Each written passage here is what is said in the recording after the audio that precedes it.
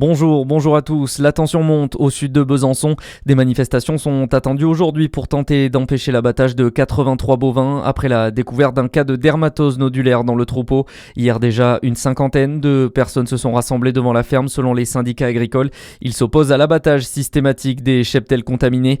Par ailleurs, la préfecture de Côte-d'Or a annoncé élargir la zone réglementée à 25 communes. Au total, 129 communes du département sont placées dans cette zone dite de surveillance.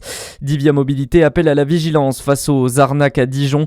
Depuis quelques jours, des distributeurs de tickets de transport ont été dégradés sur plusieurs arrêts de tram. Des autocollants hors service ont été collés sur le paiement sans contact. Selon Divia, il s'agirait d'une ruse pour pouvoir dérober les codes des cartes bancaires des clients. Une plainte doit être déposée aujourd'hui par la société.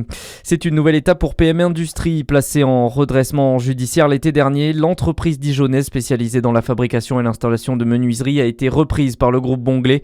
Décision validée par le tribunal de commerce.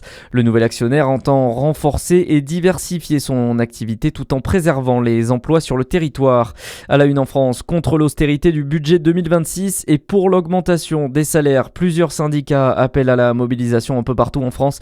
Ils dénoncent la présence de nombreuses mesures du budget Bayrou dans les textes examinés au Parlement, comme le doublement des franchises médicales ou encore le gel du salaire des fonctionnaires, des régressions qu'il ne sera possible d'enterrer qu'avec la mobilisation populaire selon les syndicats, comme ce fut le cas en septembre et en octobre selon le secrétaire confédéral de la CGT Thomas Vacheron. Le 10 septembre, le 18 septembre et le 2 octobre, c'est 2 millions de personnes qui ont participé à un moment ou un autre à une des grèves et manifestations dans tout le pays. Et ça fait bouger les lignes. C'est utile puisqu'on voit que ce que Macron avait dit qu'il ne toucherait jamais, la retraite à 64 ans, même ça, il a été obligé d'accepter un décalage. C'est pas suffisant, mais c'est un premier recul. Et c'est vrai aussi sur les 2 jours fériés qu'ils voulaient nous voler, ils ont été obligés de ravaler. Donc rien dans ce pays n'a été gagné sans mobilisation importante. C'est pour ça qu'il faut participer au rassemblement qu'il y a dans toute la France pour peser sur le budget et pour améliorer la vie. C'est les meilleurs vœux qu'on peut souhaiter pour la nouvelle année. Et des manifestations sont prévues dans près de 150 villes partout en France. Pendant ce temps, le budget poursuit son parcours législatif.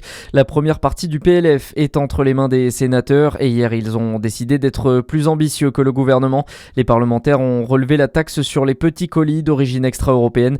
Elle passe de 2 à 5 euros et pourrait rapporter jusqu'à 800 millions d'euros.